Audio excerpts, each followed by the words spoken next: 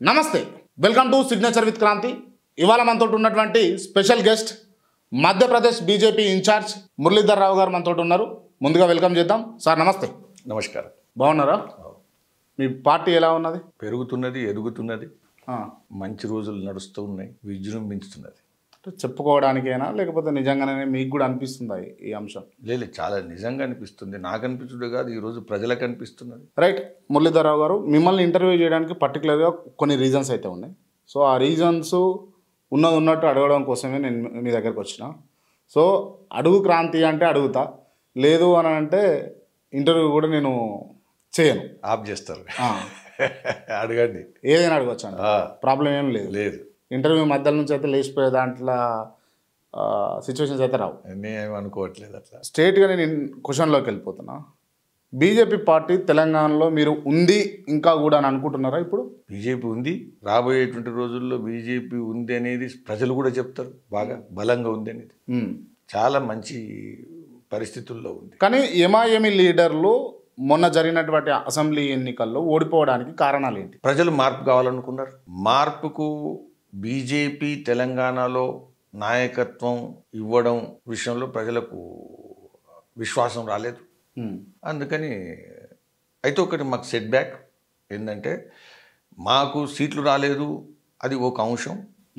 మాకు ప్రత్యామ్నాయంగా మేము ప్రజల ముందుకు వెళ్తున్నప్పుడు ప్రజలు మమ్మల్ని ప్రత్యామ్నాయం అనుకోలేదు, ఇంకొక అంశం.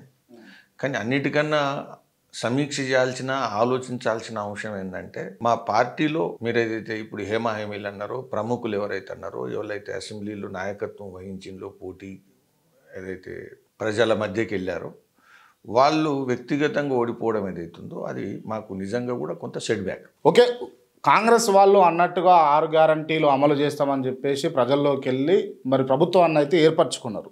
అసలు ఈ 6 గ్యారంటీల విధానం కావచ్చు, కాంగ్రెస్ పార్టీ పరిపాలన ఈ కొన్ని రోజుల్లో ఏ విధంగా అనిపించింది మీకు? నాకు స్పష్టంగా కనబడుతున్నది, తెలంగాణ సీఎంకు రాబోయేటువంటి రోజుల్లో చీకటి రోజులే, హిస్టరీలో లేనంత.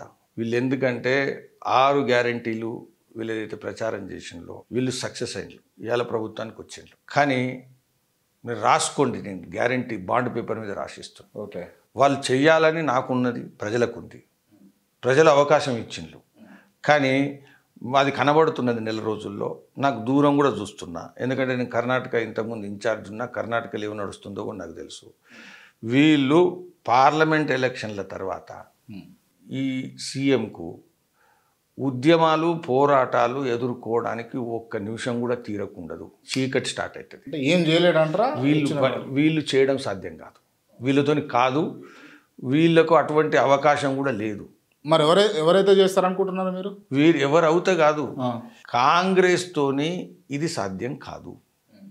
వీళ్ళు మాట్లాడేటప్పుడు ఆలోచించి ఇచ్చినటువంటి నినాదం కాదు, వాగ్దానం కాదు. ఇది ఆలోచన రహితంగా, బాధ్యత రహితంగా, కేవలం గరీబీ హఠావో నినాదం లెక్క వీళ్ళు ఇచ్చింది. పవర్కి వద్దాం, తర్వాత చూద్దాం. అందుకని మొదలు లేని కండిషన్స్ పట్టుకొస్తుండ్రు. కండిషన్స్ గురించి ఒకరోజు మాట్లాడలేదు మొదలు. ఇప్పుడు పార్లమెంట్ ఎన్నికలు ఉన్నాయి కాబట్టి ఈ మాత్రం ఇంకా కొంత సాఫ్ట్గా పోతుండ్రు.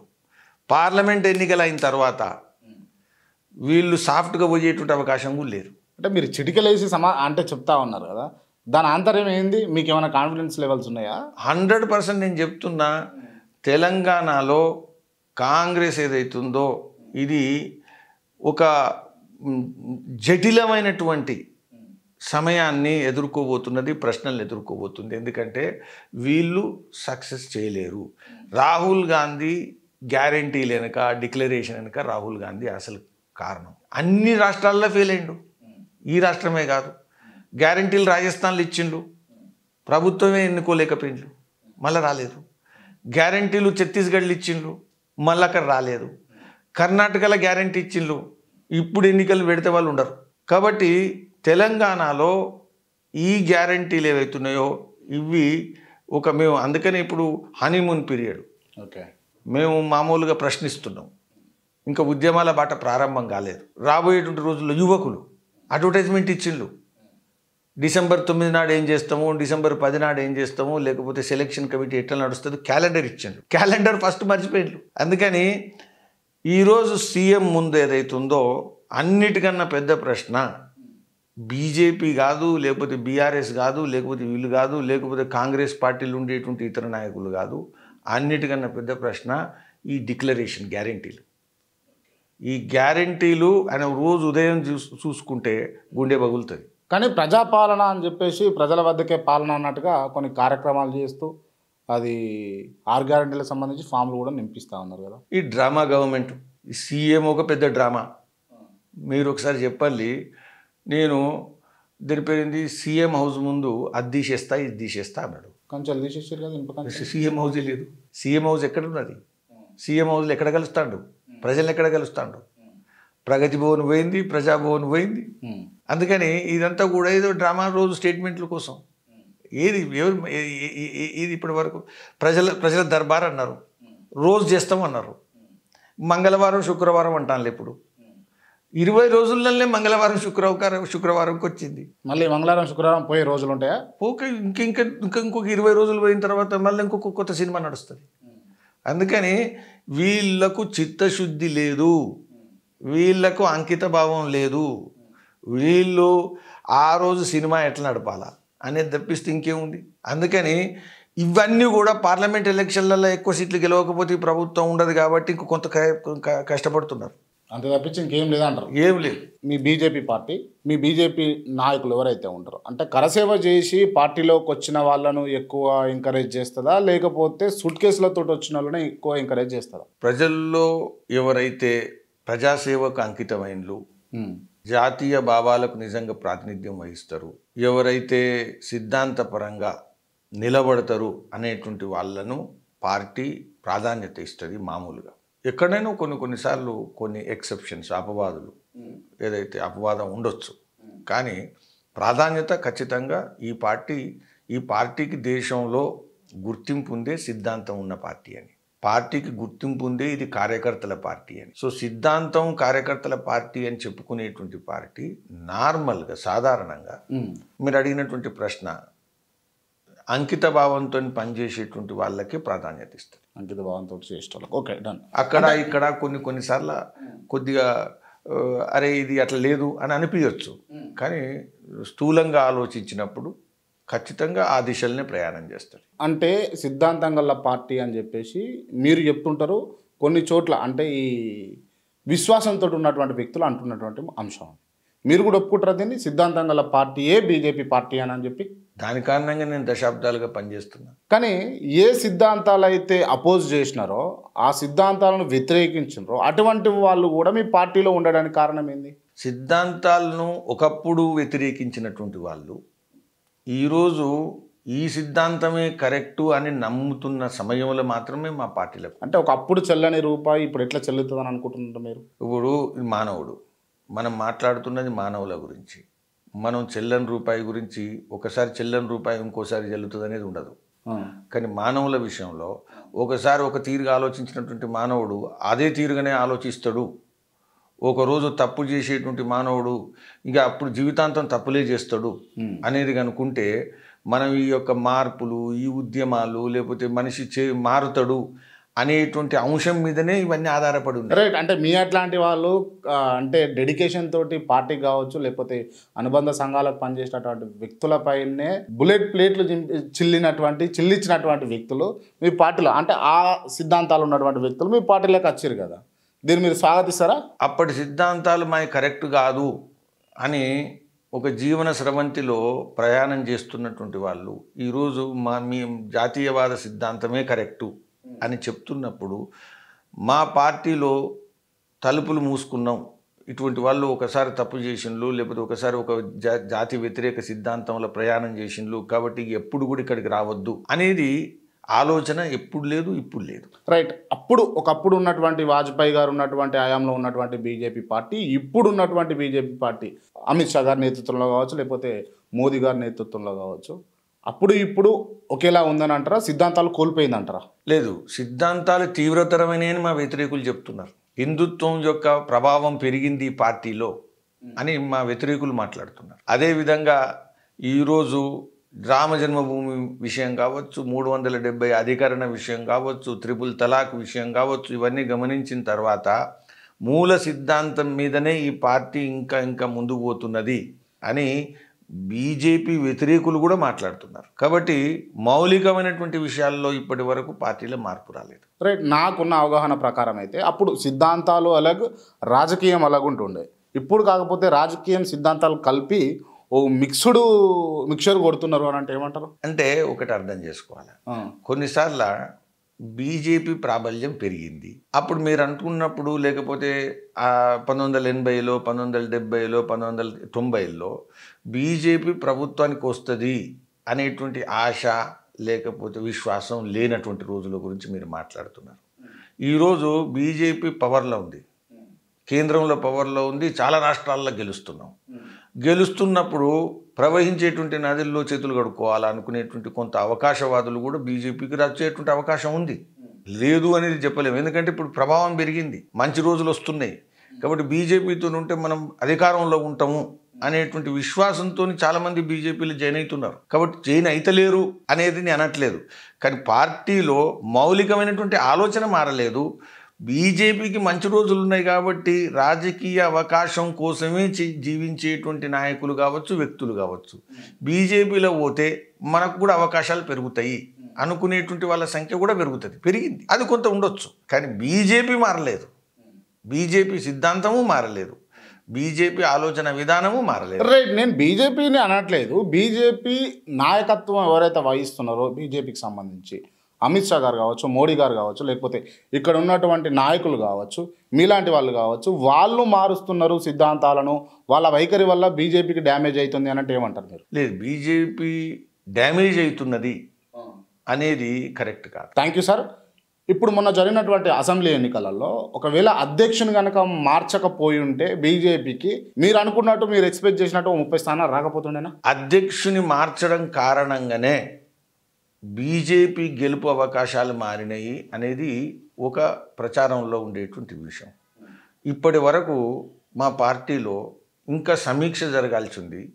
ఎక్కడైతే సమీక్ష జరగాలో అక్కడ సమీక్ష అయిన తర్వాత మాత్రమే ఈ విషయం నేను చాలా స్పష్టంగా చెప్పగలుగుతా. కానీ నేను అనుకుంటున్నటువంటి విషయంలో కాంగ్రెసు బలహీనమవుతున్నది, కాంగ్రెస్కు భవిష్యత్తు లేదు అనుకున్న సమయంలో కాంగ్రెస్ వాళ్ళు చాలామంది బీజేపీలోకి వచ్చారు, ఇంకా వస్తున్నటువంటి వాళ్ళు కూడా మేము గమనించాం. కానీ ఎప్పుడైతే కర్ణాటకలో కాంగ్రెస్ గెలిచిందో ఆ తర్వాత కాంగ్రెస్ భవిష్యత్తు ఉంది కాబట్టి కాంగ్రెస్ను విడిచిపెట్టాల్సిన అవసరం లేదు అనేటువంటిది మా దగ్గర ఉండేటువంటి చాలామంది రివర్స్ ఫ్లో కూడా అయింది. వచ్చినటువంటి వాళ్ళు వెళ్ళారు, మా మౌలికమైనటువంటి వ్యక్తులు నాయకులు ఎవరు వెళ్ళలేదు, బయట నుంచి వచ్చిన వాళ్ళు వెళ్ళారు. కాబట్టి ఒక అధ్యక్షుని మార్చడం కారణంగానే పోయిందా లేదా అనేది సూక్ష్మమైనటువంటి సమీక్ష, ప్రజలల్లో పర్సెప్షన్ ఏదైతుందో.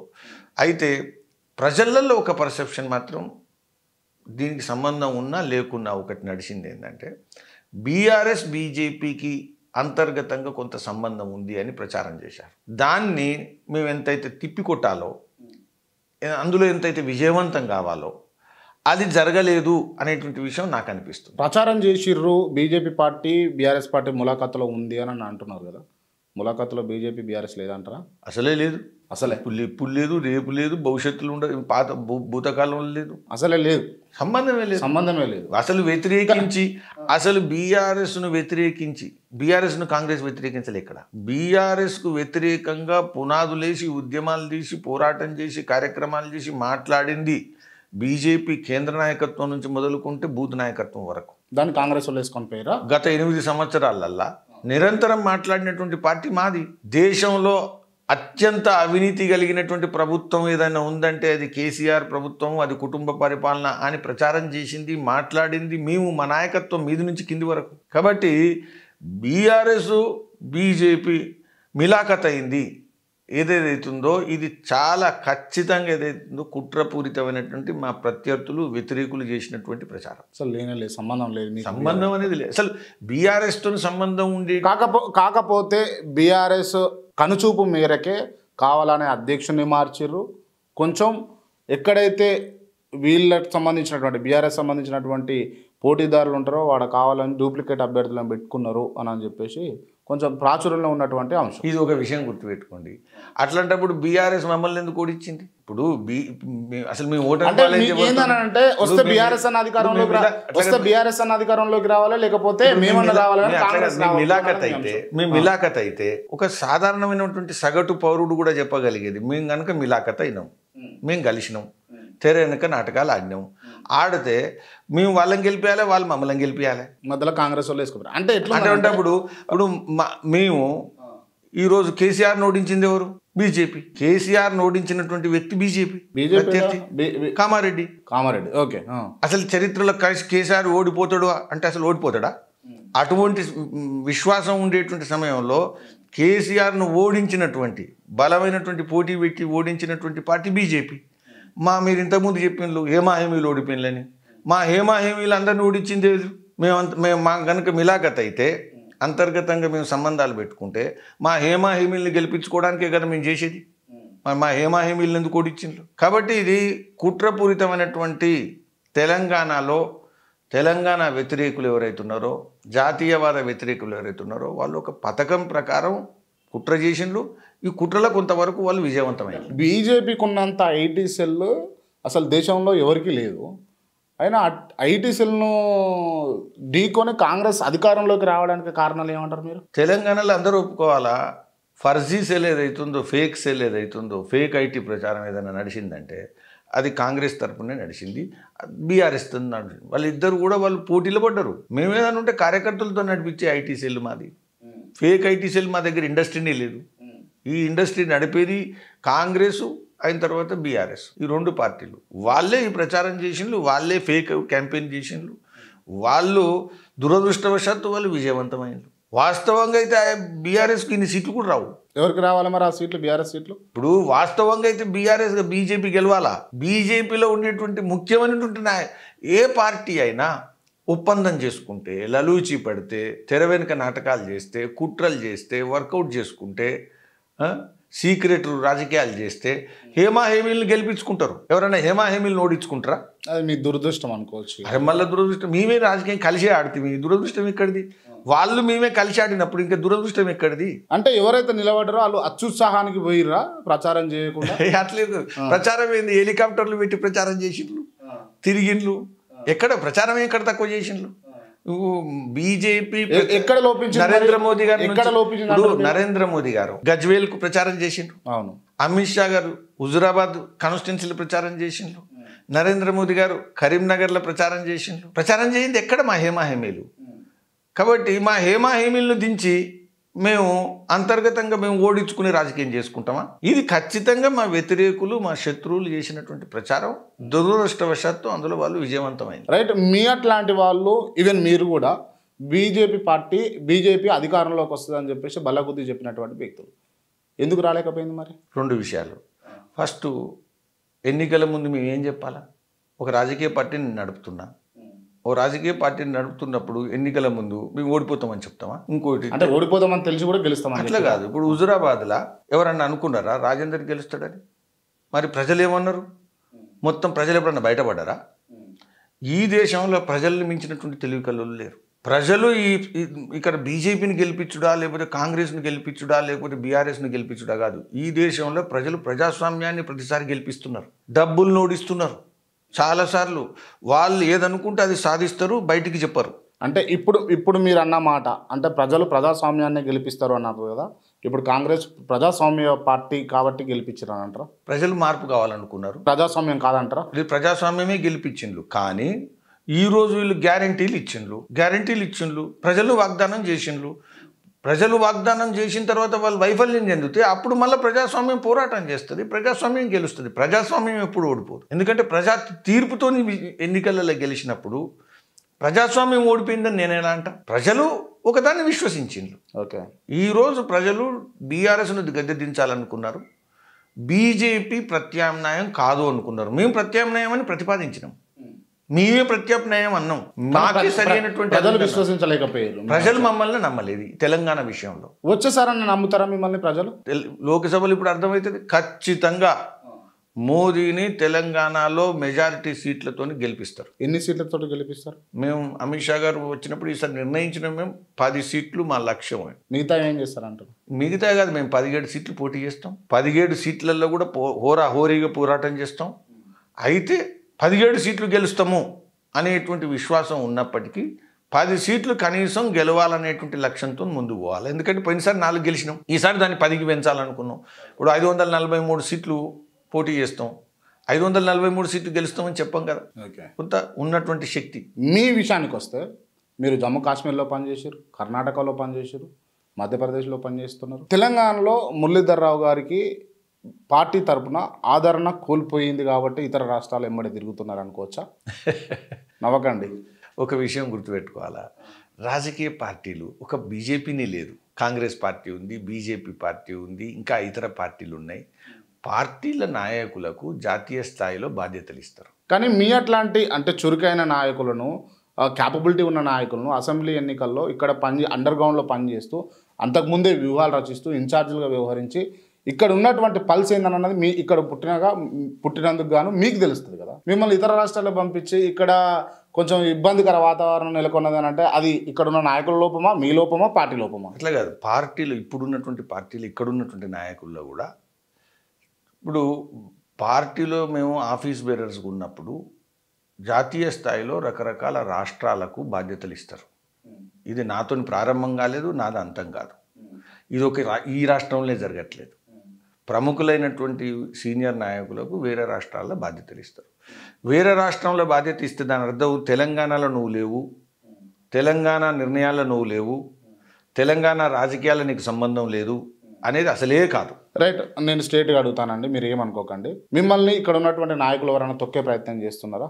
నాయకులు తొక్కే పని చేస్తున్నారా అనే విషయం నాకైతే తెలియదు. అంటే లోపల అంటే మిమ్మల్ని ఎదుర్కొనే అంత మీకు అంటే ఫేస్ టు ఫేస్ చెప్పే అంత ధైర్యం లేక మీ కింద చాప కింద నీరులాగా పాకించి ఏమన్నా వ్యూహాలు పండుతున్నారు అనుకోవచ్చా? ఇప్పుడు రాజకీయం అనేది ఇతర రంగాలకును రాజకీయాలకు తేడా ఉంటుంది. ఇది పోటీ సంబంధించినటువంటి, కొన్నిసార్లు ఏమైందంటే రాజకీయాలలో ఇతర నాయకులు కూడా సేమ్ పోటీలో ఉంటారు. పోటీలో ఉన్నప్పుడు సేమ్ నియోజకవర్గ పోటీ కావచ్చు, రాష్ట్రంలో ఉండే పోటీ కావచ్చు, ఈ పోటీల కారణంగా కొంత పోటీతత్వం ఉండే అవకాశం ఉంటుంది.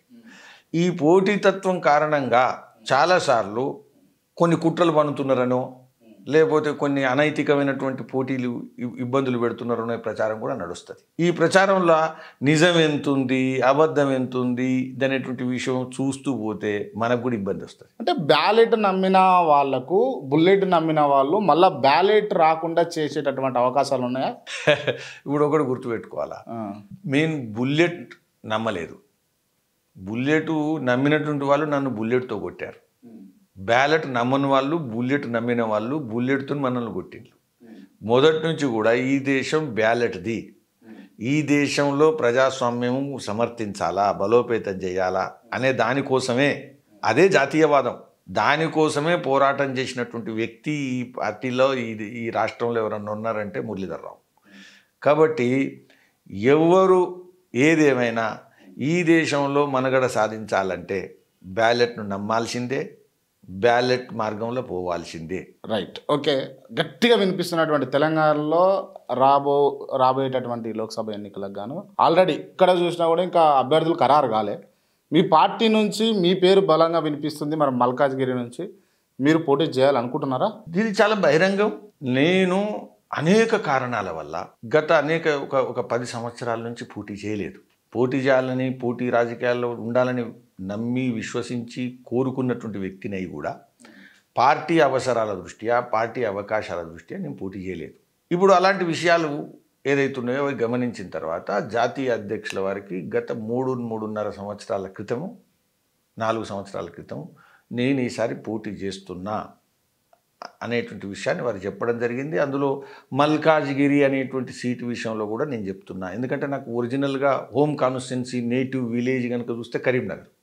2014లో నేను తిరిగి ఆశించింది కరీంనగర్. కానీ గత 3 సంవత్సరాల నుంచి కూడా నేను విస్తృతంగా పనిచేస్తున్నటువంటి నియోజకవర్గం ఏదైనా ఉంటే అది మల్కాజ్గిరి. ఈ విషయం రాష్ట్ర పార్టీకి తెలుసు, ఇది కేంద్ర పార్టీకి తెలుసు, జాతీయ అధ్యక్షుల వారికి తెలుసు, అందరికీ తెలుసు. మరి ఇప్పుడు మీ అంటే మీరున్నటువంటి నెగిటివిటీని కాదని చెప్పేసి మీకు ఇక్కడ స్థానం కల్పిస్తారని అనుకుంటారా? ఇప్పుడు హైదరాబాద్లో ఉన్నటువంటి వాళ్ళు అంటే ఎవరు? Voters almost. హైదరాబాద్లో నేటివ్ కాని వాళ్ళు ఎవరు? హైదరాబాద్లో నేను వచ్చింది ఎప్పుడు? 1983-84లో వచ్చిన. 1983లో నేను ఉస్మాన్ యూనివర్సిటీ విద్యార్థి నాయకుడిని అయిన తర్వాత ఈ హైదరాబాద్లో ఇప్పుడు నాయకులైనటువంటి చాలామంది నా తర్వాత హైదరాబాద్కు వచ్చిన వాళ్ళు, ఉద్యమాలలో కూడా నా తర్వాత వచ్చిన వాళ్ళు. కాబట్టి నాకన్నా హైదరాబాద్లో నేటివ్ ఎవరు? నాకు మించినటువంటి నేటివిటీ ఎవరికి ఉంది? కానీ మీ పార్టీలో చాలామంది ఇదే అంశాన్ని ముందుకు తీసుకొస్తూ అదే మల్కాజ్గిరిని పట్టుకొని చాలామంది ఇప్పుడు అసెంబ్లీలో ఓడిపోయిన వాళ్ళు కూడా మల్కాజ్గిరిని పట్టుకున్నారు. మరి ఏం జరగబోతా ఉంది మల్కాజ్గిరి పార్లమెంట్లో? అంటే బీజేపీలో ప్రజాస్వామ్యం ఉంది అన్నట్టు మీరు అప్పుడప్పుడు అంటారు కదా, బీజేపీలో ప్రజాస్వామ్యం లేదు అని.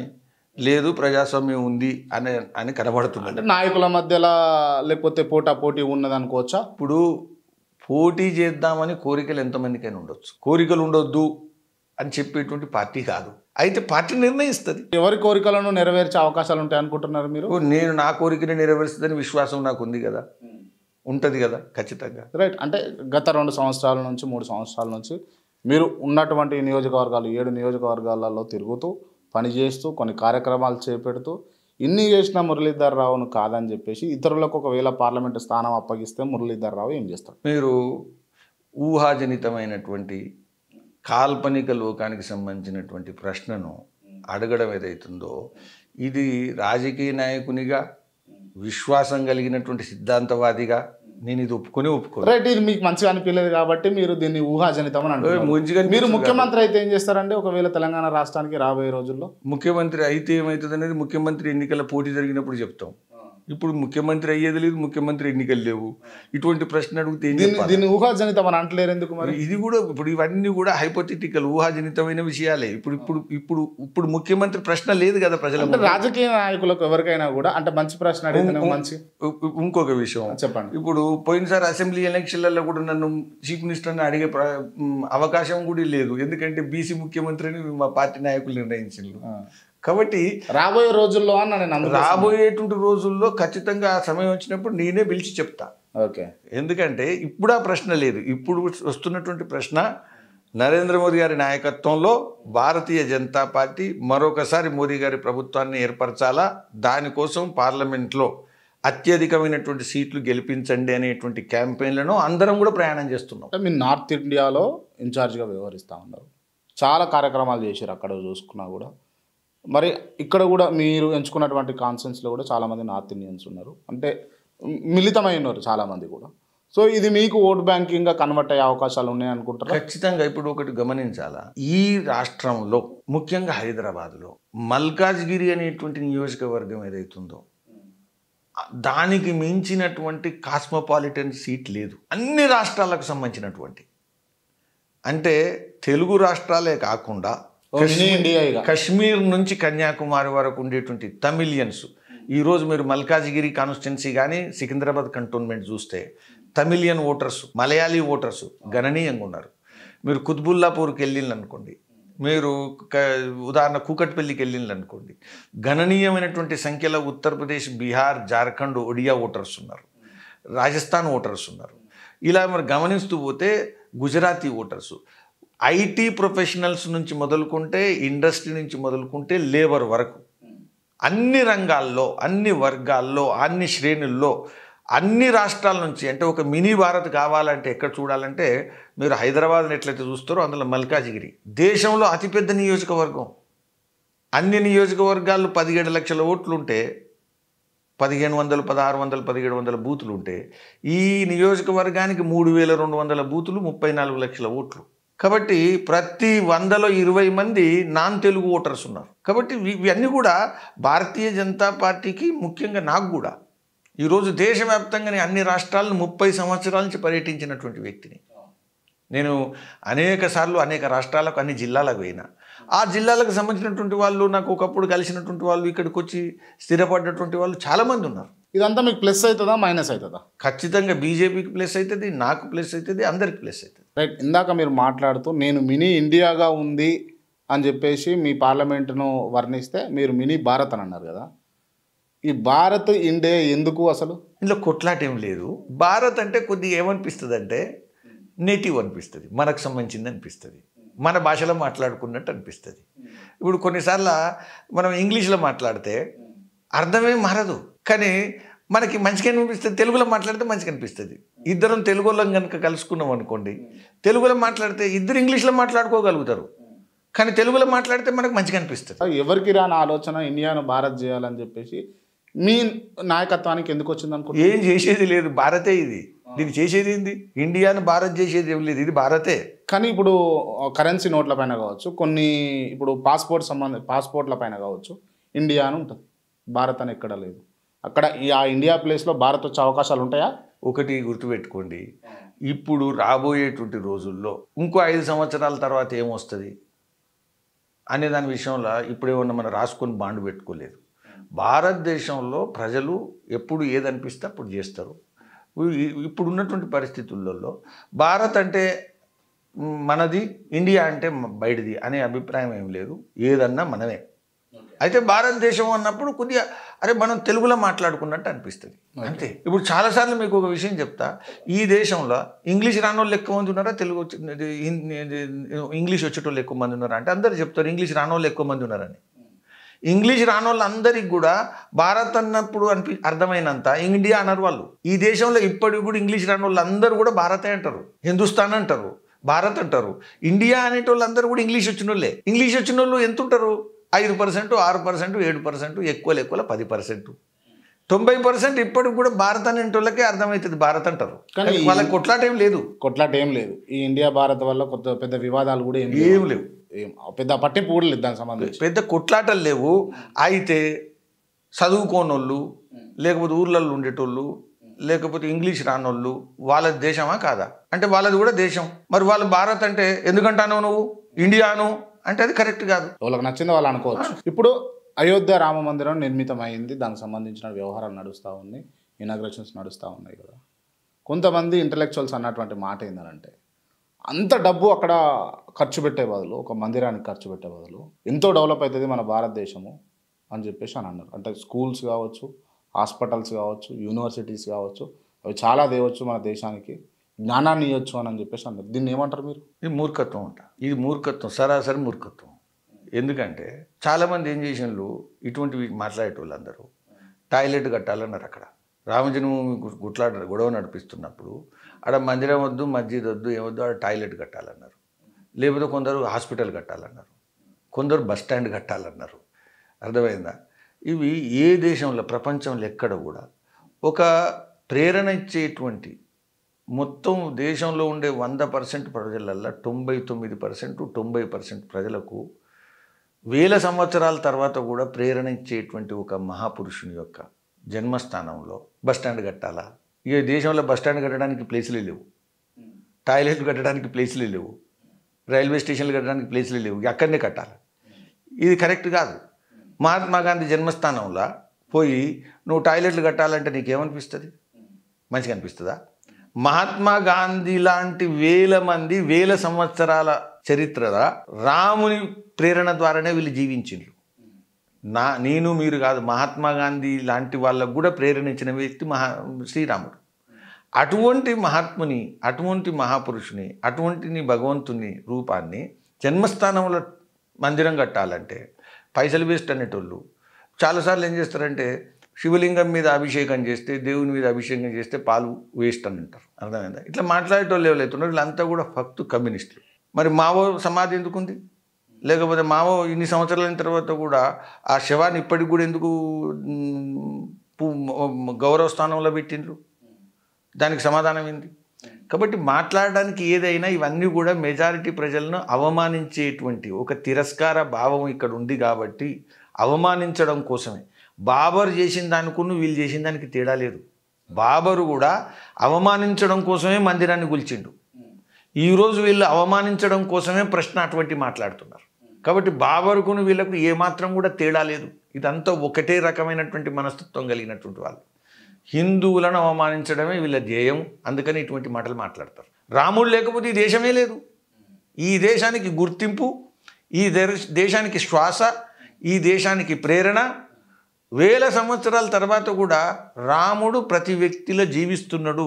అటువంటి రాముని గురించి ఈ విధంగా మాట్లాడడం అంటే ఇది మొత్తం రాముణ్ణి కాదు, మనల్ని అందరినీ కూడా అవమానించినట్టే, దేశాన్ని అవమానించినట్టే. రైట్. ఏం చెప్తారు మీరు అటువంటి వాళ్ళకు? మీరు ఒక మాటలో చెప్పమంటే అటువంటి వాళ్లకు ఈ దేశంలో స్థానం లేదు. ఇది సాఫ్. దేశ బహిష్కరణేనా? బహిష్కరణ అని కాదు, ఈ దేశంలో వాళ్ళ ప్రకారం ఈ దేశం నడవదు. దేశం నడిచేది రాముని నమ్మేటువంటి వాళ్ళతోనే. మరి మిగతా వాళ్ళందరూ రాముని నమ్మని వాళ్ళందరినీ కూడా దేశాన్ని బహిష్కరించాలని రాముడు చెప్పలే, వేరే వాళ్ళు చెప్పిండ్రు. అట్లా నన్ను కనుక నమ్మకపోతే వీడు బతకొద్దు అని చెప్పిండ్రు. కానీ రాముడు నన్ను నమ్మకపోతే నువ్వు నిన్ను బహిష్కరణ అని చెప్పలేదు కాబట్టి వాళ్ళు ఉండొచ్చు. కానీ వాళ్ళ ప్రకారం దేశం నడవదు. రాముని నమ్మి రాముని సిద్ధాంతాల ప్రకారమే రామరాజ్యం నడుస్తుంది. నేను ఒక ప్రశ్న అడగాలనుకుంటున్నాను సార్ మిమ్మల్ని. అంటే మీరు ఇటువంటి కార్యక్రమాల మీద ఉద్యమాలు చేశారు కాబట్టి నేను ఈ ప్రశ్న అడుగుతున్నాను. ముస్లింలు గోహత్య చేస్తారు, గోమాంసం తింటారు, మీరు దీనికి ఏకీభవిస్తారా? ముస్లిమ్స్ గోహత్య చేయడానికి వీల్లేదు, ముస్లిమ్స్ గోమాంసం తినడానికి వీల్లేదు. ఇది చట్టం చేసిరా? చట్టం ఉంది, ఇప్పుడు అనేక రాష్ట్రాలలో ఉంది, అనేక సంవత్సరాల నుంచి ఉంది. బీజేపీ పాలిత రాష్ట్రాలలో ఉందా? కాదు, బీజేపీకి సంబంధం లేకుండా అనేక రాష్ట్రాలలో, అనేక రాష్ట్ర ప్రభుత్వంలో ఉంది, మన తెలంగాణలో కూడా ఉంది. Right sir. ఆవును హత్య చేయడానికి వీల్లేదు, ఆవు మాంసం తినడానికి వీల్లేదు. జాతీయ జంతువుగా ఏదన్నా ఇది ఏదైనా ఉంటే ఇది దొంగతనంగా తింటున్నారు, దొంగతనంగా హత్య చేస్తున్నారు, దాని మీద చట్టం పనిచేయట్లేదు. ఈ ప్రభుత్వాలు వాటితోని బిర్యానీ చేసి అమ్ముతున్నారు సార్, మీకు కనిపిస్తుందో? అందుకనే నేను మాట్లాడుతున్నది ఇది. ఈ యొక్క ప్రభుత్వాలు ఏవైతున్నాయో గోరక్ష విషయంలో విశ్వాసం లేనటువంటి ప్రభుత్వాలు, గోహత్యకు వ్యతిరేకంగా చట్టాన్ని అమలు చేయలేనటువంటి రాజకీయాలు చేసేటువంటి ప్రభుత్వాలు ఇవి. దాన్ని మేము పోరాటం చేస్తున్నాం. మేము కొత్త చట్టం తీసుకురావాల్సిన అవసరం లేదు, చట్టం ఉంది అక్కడ. రైట్. మరి మన దేశంలో అయితే ఉండదు, అంటే తినొద్దు అని అనుకుంటే, మరి ఇతర దేశాలలో సార్? ఇతర దేశాల గురించి ఫస్ట్ మన దేశంలో రక్షించుకోవాలి మనం. ఆ తర్వాత ఇప్పుడు ఇతర దేశాల్లో యోగా ఇంతకు ముందు ఉందా? యోగా వచ్చింది, ఇప్పుడు అందరూ కూడా యోగా వెనక పడుతున్నారు. అట్లా రేపు గోరక్ష కావాలని వేరే దేశాల్లో కూడా ప్రచారం అయినప్పుడు మన దేశంలో పాటించిన తర్వాత అప్పుడు మాట్లాడవచ్చు. అది తర్వాత విషయం. మొదలు భారతదేశంలో మనం స్వాతంత్రం వచ్చిందంటే అర్థమైంది. హిందువులు మెజారిటీగా ఉండేటువంటి ఈ దేశంలో స్వాతంత్రం అంటే కూడు కోసం గుడ్డ కోసమేనా? మన భావాల కోసం కాదా? మన సంస్కృతి కోసం కాదా? మన నమ్మకాల కోసం కాదా? స్వాతంత్రం అంటే కేవలం గూడు గుడ్డ లేకపోతే ఇల్లు ఇవేనా? రోటీ కపడా మకాన్ ఇవేనా? దీనికోసమే నమ్మరో ఒక ముస్లింలే కాదు, హిందువులలో ఉన్నటువంటి కొంతమంది కూడా గోమాంసాన్ని తింటారు, తెలుసా మీకు? ఒకటి గుర్తుపెట్టుకోవాలా, హిందువులందరూ అనేక విషయాల్లో హిందుత్వాన్ని పాటిస్తున్నారా? ఉంచకపోవచ్చు, కొందరు పూజలు చేయరు. అయితే అనేక విషయాలలో కూడా వాళ్ళని జాగృతం చేయాలా, వాళ్ళని చైతన్యపరచాలా, వాళ్ళలో మార్పుకు మనం పునాదులు వేయాలా అనేది హిందుత్వం చెప్పేది. హిందుత్వంలో అనేక మంది ఇప్పుడు హిందువులలో ఇవి చేయరా అంటే చేస్తారు, చేయొచ్చు. అది మనం అందరం కూడా రాబోయేటువంటి రోజుల్లో మార్పు తీసుకురావాలని. రైట్. ఓన్లీ బీజేపీ నాయకులే ఎందుకు గోహత్య మంచిది కాదు, గోహత్యలు చేయొద్దు అని చెప్పేసి ఓన్లీ బీజేపీ నాయకులు ఎందుకు ఈ స్లోగన్ తీసుకున్నారు? వాస్తవంగా అయితే కాంగ్రెస్ భ్రష్టు పట్టింది, లైన్ ఏవైతుందో ఫౌల్ అయింది. రాజ్యాంగ సభల చర్చ జరిగినప్పుడు, కాన్స్టిట్యూంట్ అసెంబ్లీలో చర్చ జరిగినప్పుడు గోహత్యకు వ్యతిరేకంగా ఆ రోజు బీజేపీ లేదు, ఆ రోజు భారతీయ జనసంఘం లేదు. 1947 తర్వాత 48, 49 రాజ్యాంగ సభ చర్చలు జరుగుతున్నప్పుడు బీజేపీ జనసంఘం లేదు. అప్పుడు మాట్లాడినటువంటి వాళ్ళు, గోహత్యకు వ్యతిరేకంగా మాట్లాడిన వాళ్ళు అందరూ చాలామంది కాంగ్రెస్ నాయకులు కూడా ఉన్నారు, ఇతర పార్టీల నాయకులు కూడా ఉన్నారు. అయితే ఈ మధ్యన ఏమైందంటే కాంగ్రెస్ ఫౌల్ అయిపోయింది, హిందువులకు వ్యతిరేకంగా మాట్లాడడం. అరే నాకు అర్థం కాదు, మీరు అర్థం చేసుకుంటున్నారు, వింటున్నారు, చూస్తున్నారు. ఏమనంటే ఇప్పుడు టిప్పు సుల్తాన్ మీద ఎంతైతే ఉత్సాహంగా మాట్లాడతారో రాముని మీద అంత వ్యతిరేకంగా మాట్లాడుతున్నారు. అంటే మీరు రాముని ఓన్ చేసుకున్నారు కాబట్టి కాంగ్రెస్ వాళ్ళు అపోజ్ చేస్తున్నారు. ఇది విచిత్రం. నేను భారత్ మాతాకి జై అంటే నువ్వు బంద్ చేస్తావు, నేను రాముని జై అంటే నువ్వు బంద్ చేస్తావు. రాముడు అంటే మీరు ఈ సంస్కృతితోటి రాజకీయం చేస్తున్నారు, సంస్కృతిని నిలబెట్టాలని చూస్తలేరు అని అంటే ఏమంటారు? నువ్వు కూడా చెయ్యి, నువ్వే చెయ్యి, నువ్వే తీసుకో. ఈ రాముని మందిరం కనుక నువ్వు నిర్మిస్తే నీకే అవకాశం ఉన్నంత మాకెక్కడ ఉండే? కాంగ్రెస్ పార్టీకి ఉన్నంత అవకాశం బీజేపీకి ఉండేనా? ఇన్ని సంవత్సరాలు 1947 తర్వాత మీరు 2014 వరకు భారతీయ జనతా పార్టీ మధ్యన అటల్ బిహారీ వాజ్పేయి గవర్నమెంట్ ఒకసారి 5-6 సంవత్సరాలు ఉంది. అంతకన్నా ముందు మొత్తం తర్వాత ఉన్నంత కాంగ్రెసే కదా. కాంగ్రెస్కు ఉన్నంత అవకాశం రామజన్మభూమి మందిరం కట్టడానికి ఇంకెవరికన్నా ఉందా? వాళ్ళు వీటితోటి రాజకీయాలు చేయాలనుకోలేదేమో. రాజకీయాలు చేయాల్సిన అవసరం లేదు. నువ్వు రాముని మందిరం కట్టు. రాముని మందిరం రాజకీయం ఎందుకు అవుతుంది? అదే కదా మేము మాట్లాడేది. రామునికి మందిరం కడితే రాజకీయం ఎందుకు చేస్తున్నావు? అది రాజకీయం కాదు, నువ్వు చెయ్యి. దేశాన్ని నిర్మించడం, దేశాన్ని ఉద్ధరించడం, దేశాన్ని పునర్జాగరణ చేయడం, దేశాన్ని ఆధ్యాత్మిక పునాదుల మీద నిలబెట్టడం. అరే రాముడు అంటే మర్యాద పురుషోత్తముడు, రాముడు అంటే ఆదర్శ మానవుడు అని ప్రజలు విశ్వసిస్తారు. అటువంటి రామునికి నువ్వు మన టెంపుల్ కడితే, రాజ్ఘాట్లో మనం మహాత్మా గాంధీ సమాధి ఉంది, అందరం పోతాం, దండం పెడతాం. ఎందుకు? ప్రేరణ. అటువంటి మహాత్మా గాంధీల యొక్క యుగాల్లో ప్రేరణ ఇచ్చినటువంటి మహాపురుషుడు భగవత్ అవతారం శ్రీరామచంద్రుడు. కాబట్టి వీళ్ళకి ఇచ్చినటువంటి దానికన్నా 1000 రెట్ల గౌరవం ఇవ్వాల్సినటువంటిది. మా పూర్వీకు బీజేపీ వల్ల సభ్యత్వం తీసుకున్నాడే శ్రీరామచంద్రుడు, మీ అందరికి కూడా పూర్వీకుడు. కాబట్టి ఇది కాంగ్రెస్ వాళ్ళు చేస్తే అసలు బీజేపీకి అవకాశమే రాకపోతుండే కదా. వాళ్ళు చేయలేకనే మీరు చేస్తున్నామని. వాళ్ళు చేయలేదు, వాళ్ళు ఇడిచిపెట్టుడు కాదు, వాళ్ళు వ్యతిరేకం చేసిండ్రు. వాళ్ళు పోరాటం ఎన్ని చేయాలో అన్ని చేసిండ్రు, కుట్రలు ఎన్ని వన్నాల్లో అన్నిండ్లు. రాముడు పుట్టలేదన్నారు, రాముడు లేడన్నారు. సుప్రీంకోర్టులో ఏది పడితే అది మాట్లాడిండ్రు. ఈ సరయూ నది ఆ నది కాదన్నారు, ఈ అయోధ్య అది కాదన్నారు. రాముడు అసలు ఇక్కడ లేదు, పుస్తకాలలో ఒక పురాణం మాత్రమే అని అన్నారు. ఏది పడితే అది మాట్లాడిండ్రు దాన్ని తిరస్కరించడం కోసం. ఎంత తిరస్కరిస్తే ప్రజలంతా వ్యతిరేకమైనలు. ఇప్పటికి కూడా బుద్ధి రాలేదు. ఇప్పుడు కాంగ్రెస్ కూటమి సంబంధించిన పార్టీలు రోజు ఉదయం లేస్తే సాయంత్రం వరకు రామజన్మభూమికి వ్యతిరేకంగా మాట్లాడడం, ఒక మత ఘర్షణ సృష్టించడం కోసం, ఉద్రిక్త వాతావరణం సృష్టించడం కోసం పత్రికా ప్రకటనలు ఇవ్వడం ఇప్పటికి కూడా నడిపిస్తున్నారు. నాకు అనుమానం ఏమొస్తుందంటే, రామజన్మభూమిలో రామ మందిర ప్రతిష్టాపన కన్నా ముందు మత కల్లోలాలు ఎట్లా పుట్టియాలా అనేది వీళ్ళకు లక్ష్యం ఉన్నదా అనిపిస్తే విధంగా స్టేట్మెంట్లు ఇస్తున్నారు. ముస్లింలకు ఇబ్బంది లేదు, హిందువులకు ఇబ్బంది లేదు, చాలా సంతోషంగా ఉన్నారు. అటువంటిది ఇబ్బంది కాంగ్రెస్ నాయకులకి. రాజకీయం చేస్తారా ఈ అయోధ్య రామ మందిరంతో? చేస్తున్నారు ఖచ్చితంగా. ఏంటంటే ఓటు బ్యాంక్ పాలిటిక్స్, ఎట్లా దీన్ని ముస్లింలకు దీన్ని వ్యతిరేకంగా పట్టుకురావాలా అనే ఉద్దేశంతో వాళ్ళ వ్యతిరేకంగా ఇప్పటి వరకు సోనియా గాంధీ స్టేట్మెంట్ ఇవ్వలేదు, రాహుల్ గాంధీ స్టేట్మెంట్ ఇవ్వలేదు, మల్లికార్జున ఖడ్గే గారు స్టేట్మెంట్ ఇవ్వలేదు. వీరెవరు కూడా స్టేట్మెంట్ ఇవ్వలేదు. ఇది తప్పు, రామ మందిరానికి వ్యతిరేకంగా మాట్లాడకండి అని ఒక్క మాట కూడా అనట్లేదు. Right, okay sir. ఈ విషయం పక్కన పెడితే రాబోయే లోక్సభ ఎన్నికల్లో కావచ్చు ప్రధానమంత్రి మారే అవకాశాలు ఏమైనా ఉంటాయా? ప్రధానమంత్రి మారుడంటే అంటే వేరే పార్టీకి ఏమన్నా అవకాశం? కాంగ్రెస్ వాళ్ళకే ఈరోజు నరేంద్ర మోదీ గారి ప్రభుత్వం వస్తలేదు అనే అనుమానం లేదు. అన్ని పార్టీలకి ఈరోజు మొదలుంది, ఇప్పుడుంది. ముఖ్యంగా ఈ 5 రాష్ట్రాల ఎన్నికల రిజల్ట్ వచ్చిన తర్వాత నరేంద్ర మోదీ గారు పూర్తి మెజారిటీతోని ప్రభుత్వాన్ని ఏర్పరచబోతున్నారు అనేది ప్రజల్లో వచ్చినటువంటి విశ్వాసం. కాకపోతే కాంగ్రెస్ నాయకులు చెప్తున్నటువంటి అంశం ఏంటంటే, ఖచ్చితంగా మేము ఈసారి ప్రధానమంత్రి స్థానంలో ఉండబోతా ఉన్నాం, దేశాన్ని రూల్ చేయబోతా ఉన్నాం, దేశ పరిరక్షణ చేయబోతా ఉన్నాం అని చెప్పి 421 సీట్లు పోటీ చేసిండు పోయినసారి, 54 సీట్లు గెలిచిండు. పోటీ ఈసారి కూడా ఉంటుంది గట్లే. పోయినసారి మీరు గమనించండి, పోయినసారి వాళ్ళు మధ్యప్రదేశ్లో ప్రభుత్వం ఉండే పార్లమెంట్ ఎన్నికల కన్నా ముందు, మేము ఓడిపోయినాం. రాజస్థాన్లో వాళ్ళ ప్రభుత్వం వచ్చింది, మేము ఓడిపోయినాం. ఛత్తీస్గఢ్లో వాళ్ళ ప్రభుత్వం వచ్చింది, మేము ఓడిపోయినాం.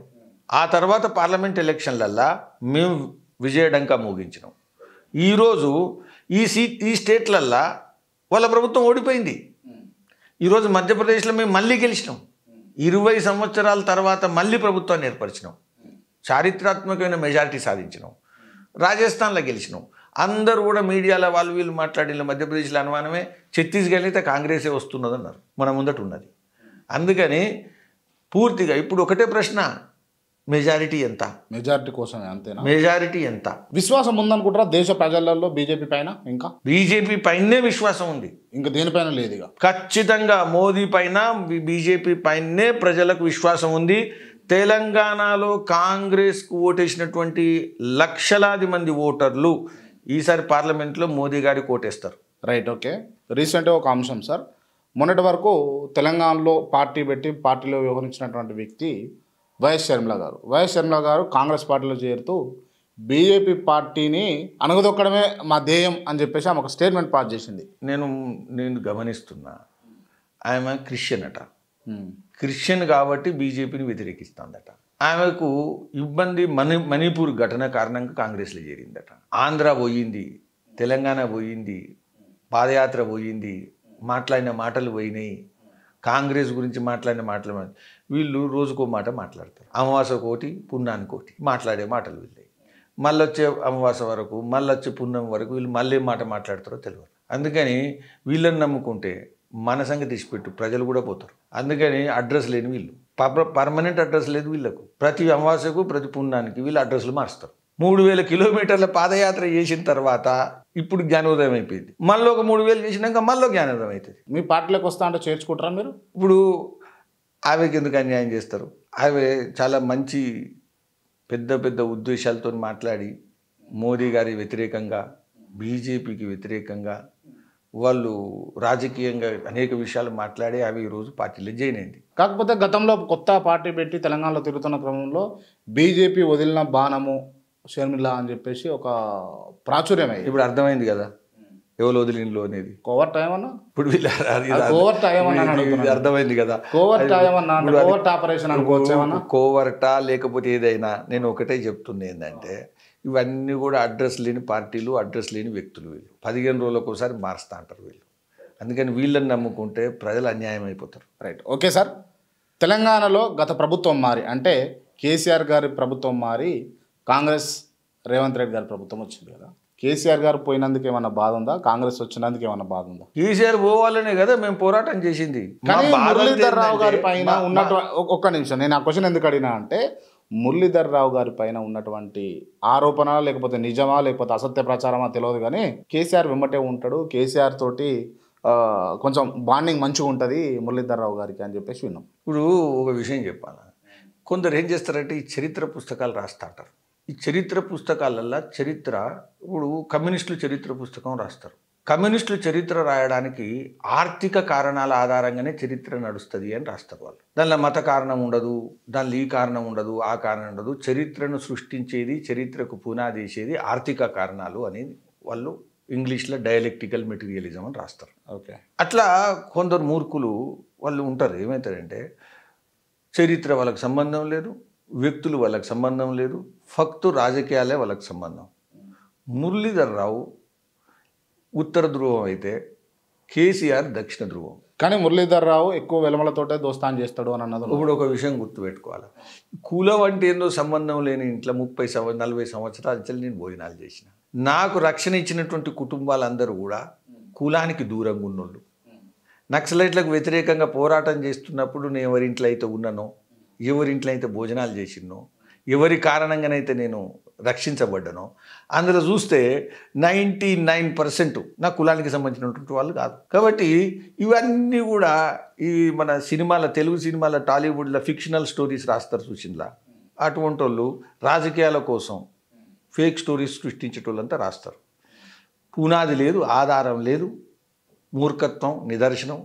అందుకని ఇంకో విషయం, నా చరిత్ర చూసిన వాళ్ళు అగ్గితోని సమానం. నా చరిత్ర చూసిన వాళ్ళు గత 40 సంవత్సరాల్లో నా జీవితంలో ముఖ్యమైనటువంటి ఘటనలు కనుక గమిస్తే ఏ ఘటనకు కులానికి సంబంధం లేదు.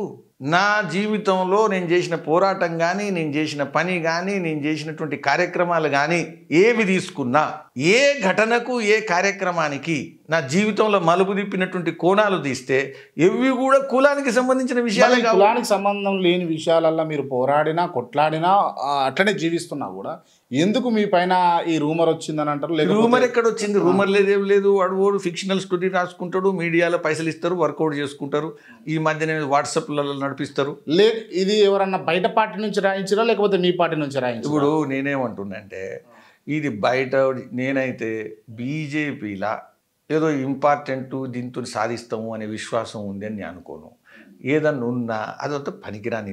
దీని గురించి ఎంత అంటే ప్రజలలో సంబంధం లేదు.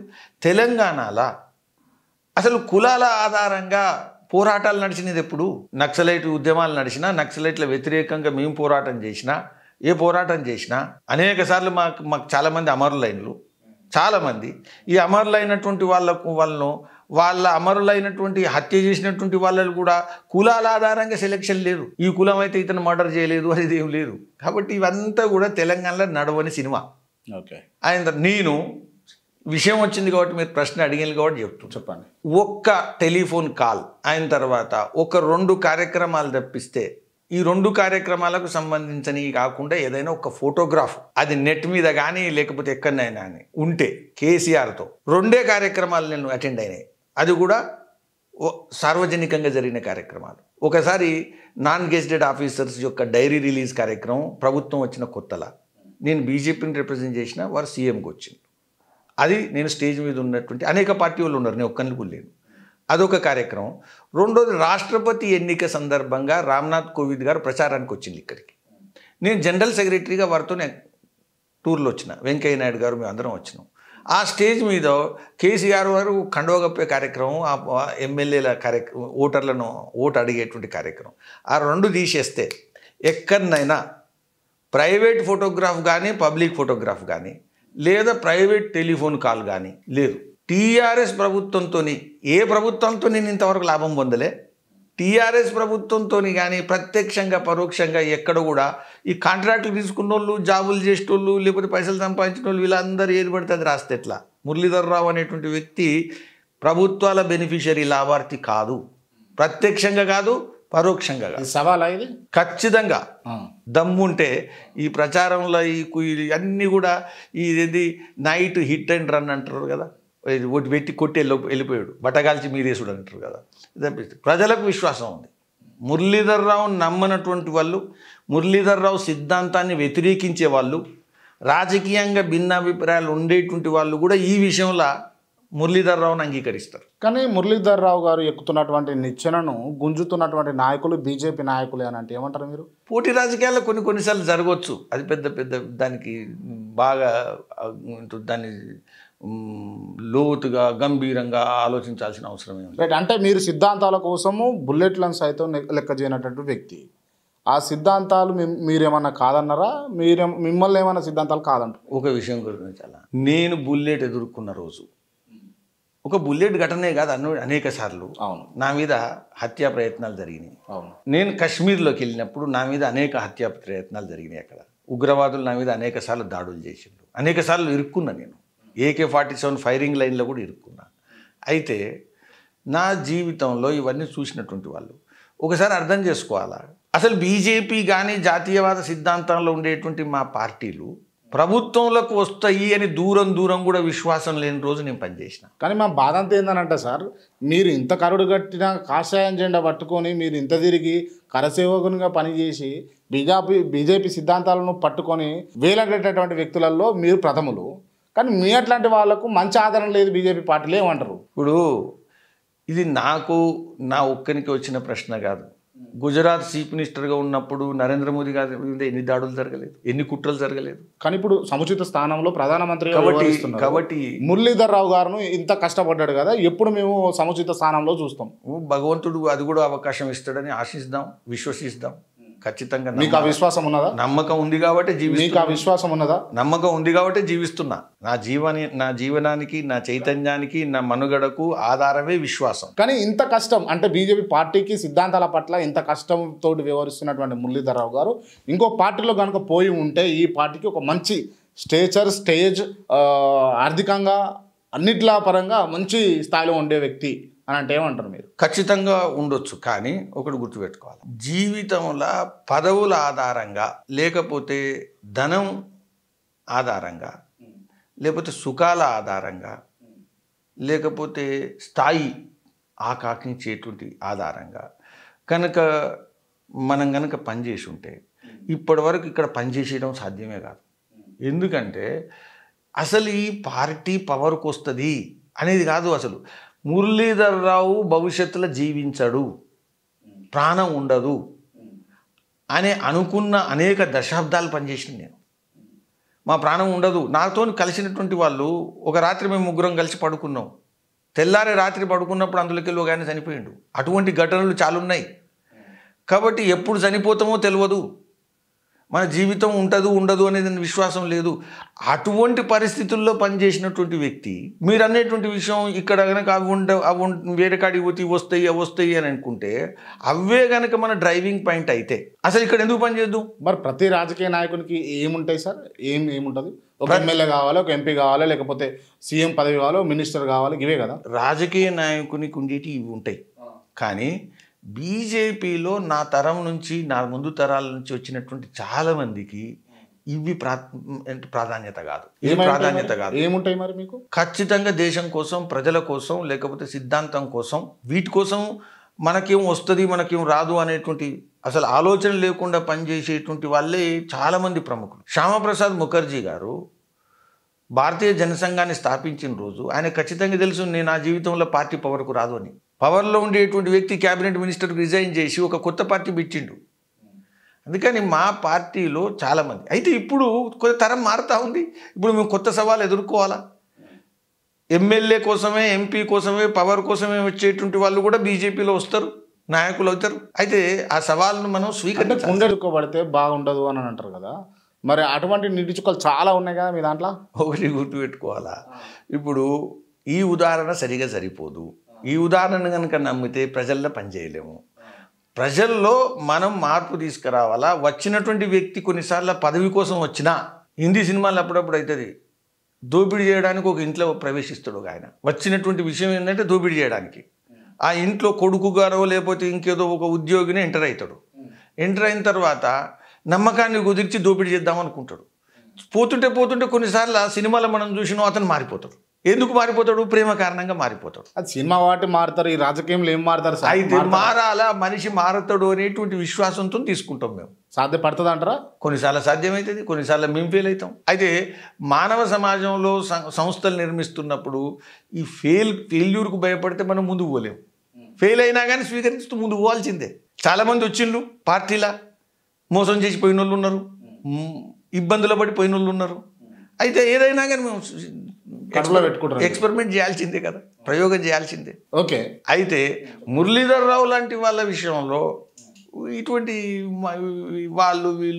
వాళ్ళు మాట్లాడితే దానికి ఇది అన్ని రాత్రి మాటలు అంటే తాగిన తర్వాత మాట్లాడే మాటలు అయిపోయింది. దీనికి విలువ ఉండదు.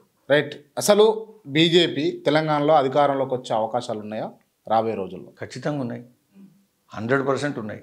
మేమే అధికారంలోకి వస్తాం.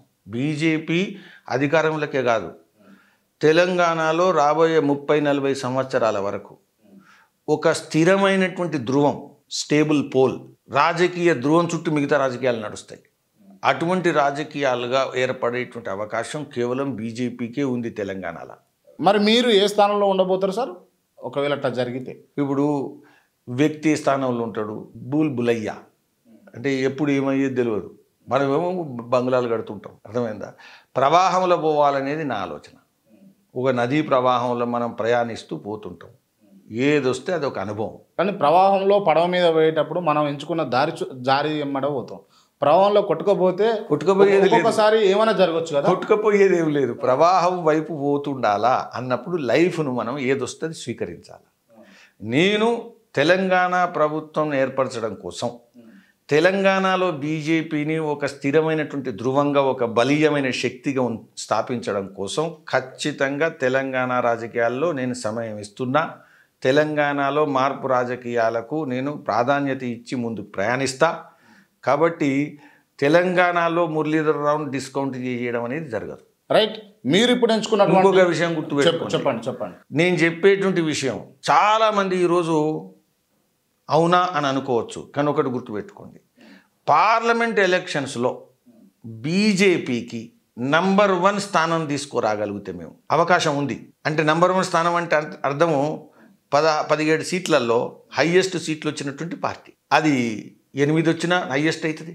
ఎందుకంటే 8 వచ్చినాయి అంటే ఇంక వేరే వాళ్ళకి ఎవరికి 8 రావు. కాబట్టి 8 నుంచి 9, 10, 11 ఎన్ని వచ్చినా హైయెస్ట్ పార్టీ. ఒక్కసారి 8 టచ్ అయిన తర్వాత తెలంగాణ రాజకీయాలు మొత్తం కూడా నెలల అంటే మీరు అంటే సంవత్సరాల ఆధారంగా చూడరు, నెలల ఆధారంగా స్టార్ట్ అయిపోతుంది. గతంలో కొన్ని రాష్ట్రాల్లో కూలగొట్టినట్టు తెలంగాణలో కూడా ప్రభుత్వం కూలగొట్టపోతారా? నేను ఏమంటున్నా అంటే ఇప్పుడు గతంలో ఇక్కడ ఇది చేసిండ్లు, అక్కడ ఇది చేసిండ్లు, అట్లనే పోతుందా ఇట్లనే పోతుందా అనేది ఇక నా చేతులు లేదు, మీ చేతులు లేదు. కానీ చేతిలో ఉండేది ఏంటంటే బీజేపీ #1 పార్టీగా తెలంగాణ వచ్చిన తర్వాత కాంగ్రెస్ ఏదైతే ప్రభుత్వం ఏదైతుందో ఇప్పుడున్నటువంటి ప్రభుత్వం ఏదైతుందో అది దాని హనీమూన్ పీరియడ్ అయిపోతుంది, ఖచ్చితంగా అయిపోతుంది. స్పష్టంగా నాకు అర్థమవుతున్నటువంటి అంశం ఏంటి అని అంటే, మీరు తెలంగాణలోకి అధికారంలోకి రావడం కోసం ఎలక్షన్ల బిఫోరే ప్రయత్నిస్తున్నారా? నేను ఎలక్షన్ల ముందు ఎలక్షన్ల కాదు, నేను ఒకటే సాఫ్ చెప్తున్నా. పార్లమెంట్ ఎలక్షన్లో మోదీ గారికి తెలంగాణలో మెజారిటీ వస్తుంది. వచ్చిన తర్వాత 1+1 బోనస్ అంటే తెలంగాణ ప్రజల యొక్క తీర్పు ఆధారంగా మెజారిటీ సీట్లలో ఇక్కడ తెలంగాణలో మేము బీజేపీ గెలిస్తే కేంద్రంలో ఎట్లాగో ప్రభుత్వం వస్తుంది. కానీ దాంతో పాటు తెలంగాణలో బలమైన ధృవంగా రాజకీయాన్ని నడిపించేటువంటి పార్టీ ఒక వీటికి మీరు గుర్తుపెట్టుకోవాలి. రాజీవ్ గాంధీ ప్రభుత్వం ఏర్పడినప్పుడు 400 పైగా స్థానాలను స్థిరమైన బలమైన ప్రభుత్వం రాజీవ్ గాంధీది ఏర్పడ్డది. కానీ ప్రభుత్వం చివరికి వచ్చే లోపట బీజేపీ ఎక్కువ సీట్లు లేవు. ఆ తర్వాత ఎన్నికల్లో 80 సీట్లు మేము గెలిచింది 80 సీట్లే. కానీ దేశ రాజకీయాలను శాసించింది బీజేపీ, కాంగ్రెస్ కాదు. అప్పుడు ఇక ప్రభుత్వం లేకపోవచ్చు, కానీ దేశం యొక్క రాజకీయాలు ఎట్లా నడుస్తున్నాయి, శాసించేది ఎవరు అంటే బీజేపీ నడిపించేది. అట్లనే తెలంగాణ రాజకీయాలు బీజేపీ శాసించడం ప్రారంభిస్తుంది. మీరు ఇప్పుడు పార్లమెంట్కి సంబంధించి ఏమేం కార్యక్రమాలు చేశారు అసలు మీ పార్లమెంట్లో? నేను తెలంగాణలో అనేక కార్యక్రమాలు పార్టీ వైపున, పార్టీకి అతీతంగా సమానాంతరంగా. ఓకే. ఈరోజు మూసీ నది విషయంలో అనేక కార్యక్రమాలు ఏదైతుందో, ఎందుకంటే మూసీ నది ఏదైతుందో మూసీ నది ఇప్పటికి కూడా బలమైన చర్చనీయాంశం జరగట్లేదు. మూసీ ప్రదూషణ కారణంగా, కాలుష్యం కారణంగా, కేవలం మూసీ కాలుష్యం అయిపోయింది కాదు, మూసీ స్టేక్ హోల్డర్స్ ఎవరైతున్నారో మనందరం కూడా స్టేక్ హోల్డర్స్. మూసీ కాలుష్యం కారణంగా ఆరోగ్యం దెబ్బతింటున్నది. రజకులు ఈవెన్ దోబిఘాట్ల పనిచేసేటువంటి వాళ్ళ నుంచి మొదలుకుంటే, రైతాంగం నుంచి ఉండేటువంటి మొదలుకుంటే అనేక ఇబ్బందుల పాల్పడుతున్నారు. దీని యొక్క వాతావరణం కారణంగా ఆరోగ్యం నష్టపోతున్నది. మొత్తం కూడా ఎక్కువ భాగం మల్కాజిగిరి ప్రజలు. హైదరాబాద్లో అందరూ నష్టపోతున్నారు, కానీ మల్కాజిగిరి ప్రజలు. దీని విషయం కూడా నేను మాట్లాడినా, అనేక కార్యక్రమాలు తీసుకున్నాం. అదేవిధంగా మీరు కనుక ఆలోచిస్తే ఈరోజు డంపింగ్ యార్డ్స్ ఉన్నాయి, జవహర్ నగర్ డంపింగ్ యార్డ్ కావచ్చు, ఇటువంటి డంపింగ్ యార్డ్స్. వీటి కారణంగా ఇబ్బందులు పడుతున్నటువంటిది ఏదైతే ఉందో అది మల్కాజిగిరి. మూడోది ఇన్ఫ్రాస్ట్రక్చర్ డెఫిసిట్. ఇది లండన్ చేస్తామన్నారు, ఇది డల్లాస్ చేస్తామన్నారు, ఇది ఏదో చేస్తామన్నారు. కొన్ని దిక్కులు జరిగింది, కొన్నిట్లు జరగలేదు. ఏదైనా వర్షాలు పడ్డప్పుడు ఇక్కడ ఇబ్బంది పడవచ్చు మిగతా నగరంలో, కానీ రోడ్లు కూడా సరిగా లేనటువంటి ఇన్ఫ్రాస్ట్రక్చర్, మినిమం ఇన్ఫ్రాస్ట్రక్చర్ సరిగా లేనటువంటి కాన్స్టిట్యున్సీ ఏదైనా హైదరాబాద్లో ఉందంటే అది మల్కాజిగిరి. గల్లీలలో రోడ్లు లేవు, డ్రైనేజ్ లేదు, శానిటేషన్ సరిగా లేదు, కొత్త నిర్మాణాలు జరిగిపోతున్నాయి, అనేక ఇబ్బందులు పడుతున్నారు వీటి విషయంలో. ఇదే కాకుండా అనేక ప్లేసులలో ఇంకా ఇన్ఫ్రాస్ట్రక్చర్ ఫ్యూచరిస్టిక్, భవిష్యత్తును దృష్టిలో పెట్టుకొని, అది ఫ్లైఓవర్స్ కావచ్చు, ఇతర నిర్మాణాలు కావచ్చు, వాటన్నిటి విషయంలో దోపిడీ లేనటువంటి విషయం. ముఖ్యంగా మీరు కనుక హైదరాబాద్లో గమనిస్తే టెంపుల్స్ విపరీతమైన ల్యాండ్స్ ఉండే, 100 ఎకరాలు, 200 ఎకరాలు, 50 ఎకరాలు, 20 ఎకరాలు. ఇవాళ టెంపుల్ ల్యాండ్స్ లేవు, మొత్తం కూడా ల్యాండ్ మాఫియా తినేసింది. ఇటువంటివి అనేక కార్యక్రమాల్లో నేను ఉద్యమాలు కార్యక్రమాలు చేసిన. వీటితో పాటు ఇతర భారతీయ జనతా పార్టీ నరేంద్ర మోదీ గారి యొక్క వెల్ఫేర్ ప్రోగ్రామ్స్ కావచ్చు, డెవలప్మెంట్ ప్రోగ్రామ్స్ కావచ్చు, ఇలా అనేక కార్యక్రమాలు. వీటితో పాటు సాంస్కృతిక కార్యక్రమాలు కూడా. రాజా విక్రమాదిత్య లాంటి నాటకం మల్కాజిగిరిలో HMT గ్రౌండ్స్లో, కూకట్పల్లిలో. అదేవిధంగా భారత్ దర్శన్, ఒక ఏక్ భారత్ శ్రేష్ఠ భారత్ కింద ఇక్కడ నుంచి మహారాష్ట్ర, మధ్యప్రదేశ్ ఒక మంచి యాత్ర, 400 మందిని ఈ సంవత్సరం కూడా తీసుకుపోవడం జరిగింది. మొన్ననే వచ్చే సంవత్సరం ఎటు ప్రయాణం చేయాలనే చర్చనీయాంశం ప్రారంభమైంది. ఓకే. సో రకరకాల కార్యక్రమాలు, అవి హెల్త్ క్యాంప్స్ కావచ్చు, లేకపోతే ఇతర కార్యక్రమాలు కావచ్చు, అనేక కార్యక్రమాలు. కోవిడ్లో మొత్తం అన్ని ప్రాంతాల్లో కూడా ఎవరికి వైద్యం కావాలన్నా, మెడిసిన్స్ కావాలన్నా, ఆక్సిజన్ సిలిండర్స్ కావాలన్నా, లేకపోతే ఫుడ్ పాకెట్స్ కావాలన్నా ప్రజలతోని మమేకమై నిలబడ్డటువంటి పార్టీ, లేకపోతే కార్యక్రమాలు, లేకపోతే మురళీధర్ రావు. ఓకే. ఇవన్నీ కూడా అనేక కార్యక్రమాలు మనం చేయడం జరిగింది. వీటితో పాటు మీరు కనుక గమనిస్తే ఈరోజు రాష్ట్రంలో కూడా అది స్వదేశీ ఉద్యమంలో కావచ్చు, అది బీజేపీలో కావచ్చు, చేనేత ఆత్మహత్యలకు వ్యతిరేకంగా ఈ రాష్ట్రంలో ఈ దేశంలో పోరాటం చేసినటువంటి వ్యక్తిని స్వదేశీ ఉద్యమంలో, తర్వాత బీజేపీలో నేను జాతీయ స్థాయిలో ఇక్కడ దీక్ష కూడా చేయడం జరిగింది. నితిన్ గడ్కరీ గారు వచ్చి విరమింపజేసినప్పుడు. అంటే ఆత్మహత్యలకు వ్యతిరేకంగా చేనేత, దేశంలో ఉండేటువంటి మత్స్యకారులను ఏకీకృతం చేయడం కోసం, మత్స్యకారుల యొక్క ఉపాధి కోసం పోరాటం చేసింది నేను. ఈ దేశంలో మనం ముఖ్యంగా మన రాష్ట్రంలోంచి గల్ఫ్ కంట్రీస్కి బాగా మంది పోతారు.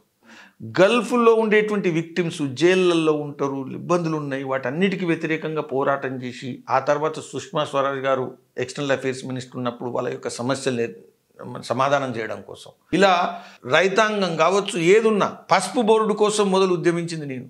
పసుపు బోర్డు ఒక డిమాండ్ సృష్టించి తీసుకొచ్చింది నేను స్వదేశీ ఉద్యమంలో భాగంగా. కాబట్టి అనేక ఉద్యమాలలో ప్రజా సమస్యల కోసం పోరాటం చేస్తూ, అది పార్టీలో కానీ పార్టీకి సమానాంతరంగా కానీ ఈ యొక్క కార్యక్రమాలు నేను చేశాను. ఇన్ని కార్యక్రమాలు చేసినటువంటి మురళీధర్ రావును మన మల్కాజ్గిరి ప్రజలు ఒకవేళ నిలబడితే ఓటేసి గెలిపించుకుంటారు అనుకుంటారా?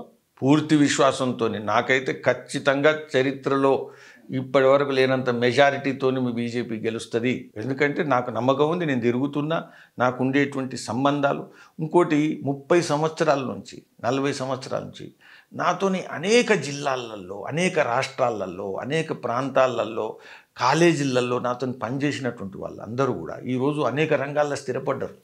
ఇవాళ కాలనీ ప్రెసిడెంట్లకు ఉన్నారు, లేకపోతే అపార్ట్మెంట్లు ప్రెసిడెంట్లకు ఉన్నారు, లేకపోతే గేటెడ్ కమ్యూనిటీ ప్రెసిడెంట్గా ఉన్నారు, లేకపోతే పరిశ్రమల నాయకులుగా ఉన్నారు. వాళ్ళ అనేక మంది ప్రజా సంబంధాలు ఇవాళ కాదు రేపు కాదు. కాబట్టి దీర్ఘకాలికంగా నాకు ఉండేటువంటి సంబంధాలు. ఈరోజు నేను రాజస్థాన్లో పనిచేసినప్పుడు రాజస్థాన్ నుంచి పనిచేసినటువంటి వాళ్ళు వచ్చి ఇక్కడ స్థిరపడ్డోళ్ళు కూడా చాలామంది ఉన్నారు. ఓకే. బీహార్లో ఉండేటువంటి వాళ్ళు స్థిరపడ్డటువంటి వాళ్ళు చాలామంది ఉన్నారు. కాబట్టి నాకు పూర్తి విశ్వాసం ఉంది, నాకు ఉండేటువంటి సంబంధాలు, నాకు ఉండేటువంటి ఏదైతే అనుబంధం ఏదైతుందో వాటి ఆధారంగా. ఎన్ని కోట్లు ఖర్చు పెట్టబోతా ఉన్నారు మరి? ఇన్ని సంబంధాలు ఉన్నాక కోట్ల కన్నా ఎక్కువ సంబంధాలు ఉన్నాయి కదా. చాలా సంబంధాలు ఉన్న వ్యక్తులు ఫెయిల్ అవుతా ఉన్నారు కదా. ఇది నాకు అర్థం కాలేదు. మీలాగా చాలా సంబంధాలు ఉన్నటువంటి వ్యక్తులు కూడా ఫెయిల్ అవుతూ ఉంటారు కదా, ఆర్థిక సంబంధం కరెక్ట్గా లేకపోతే అంటున్నా. ఒకటి గుర్తుపెట్టుకోండి, పైసలు ఎప్పుడు వస్తాయి అంటే సంబంధాలు బలహీనంగా ఉన్నప్పుడు వస్తాయి. అంటే మానవ సంబంధాలన్నీ ఆర్థిక సంబంధాలే అంటారుగా. ఇది అంతా కమ్యూనిస్టులు మాట్లాడతారు. అందుకని కమ్యూనిస్ట్ పార్టీ భారతదేశంలో ఫెయిల్ అవుతుంది. వాళ్ళు ఎంత అయితే అంటానో అంత లోపడిపోతున్నారు. సో ఇవన్నీ అధిగమించి మీరు గెలుస్తాను ఖచ్చితంగా. రైట్. ఒకవేళ గెలిస్తే నేను మళ్ళీ మీతో మరో ఇంటర్వ్యూ చేస్తా. Thank you so much. ఖచ్చితంగా నమస్కారం. అండ్ ఇంటర్వ్యూ క్లోజ్ చేసే ముందు నేను కొంతమంది పేర్లు చెప్తా, వాళ్ళకి సంబంధించి మీరు 1 వర్డ్ ఆన్సర్ ఇవ్వాల్సి ఉంటుంది సార్. చెప్పండి. ముందుగా తెలంగాణ తొలి ముఖ్యమంత్రి కేసీఆర్. మంచి అవకాశం, కుటుంబ పాలన కారణంగా అప్రతిష్ట పాలయ్యారు. రేవంత్ రెడ్డి. ఇప్పటి వరకు క్రెడిబుల్ హిస్టరీ లేదు, భవిష్యత్తు ఏర్పరచుకోవాలి. కేటీఆర్. Family beneficiary. కల్వకుంట్ల కవిత. మొదటి ముఖ్యమంత్రికి ప్రియమైనటువంటి బిడ్డ. హరీష్ రావు. ఉద్యమం చేసినప్పటికి కూడా ఇప్పటి వరకు కుటుంబ ముద్ర నుంచి బయటపడలే. బండి సంజయ్.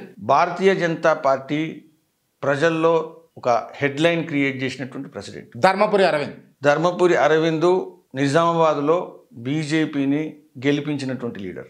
ఈటల రాజేందర్. కష్టాల్లో నష్టాల్లో బీజేపీలో చేరినటువంటి వ్యక్తి. జగ్గారెడ్డి. సంచలనం. ఉత్తమ్ కుమార్ రెడ్డి. వాస్తవంగా సక్సెస్ కాలేదు. బట్టి విక్రమార్క. కాంగ్రెస్లో ఒక దళిత నాయకుడు. కోమటిరెడ్డి వెంకటరెడ్డి. చూడాలి అంటే ఇప్పటి వరకు అంటే దాన్ని ఏమంటారు, సిగ్నేచర్ పాలిటిక్స్ ఏం కనవలేదు. ప్రధానమంత్రి మోదీ. దేశంలో చరిత్రను మలుపుదిచ్చినటువంటి ప్రధానమంత్రి. సోనియా గాంధీ. అనేకమైనటువంటి 10 సంవత్సరాలు ప్రజలు ఇచ్చినటువంటి పరిపాలనలో ఒక దుఃఖదాయకమైనటువంటి ప్రభుత్వానికి నాయకత్వం వహించినటువంటి మహిళ. రాహుల్ గాంధీ. సక్సెస్ లేనటువంటి లీడర్. అమిత్ షా. బీజేపీని ఒక బలమైనటువంటి పార్టీగా చేసినటువంటి అధ్యక్షుడు. అదేవిధంగా దేశంలో చారిత్రాత్మకమైనటువంటి 370 అధికారం రద్దు చేసినటువంటి గృహమంత్రి. మురళీధర్ రావు. సిద్ధాంతం కోసం అనేక పోరాటాలు దశాబ్దాలుగా చేస్తున్నటువంటి వ్యక్తి. క్రాంతి. ఒక కొత్త ఒరవడి కోసం జర్నలిజంలో ప్రయత్నం చేస్తున్నటువంటి journalist. Thank you so much sir.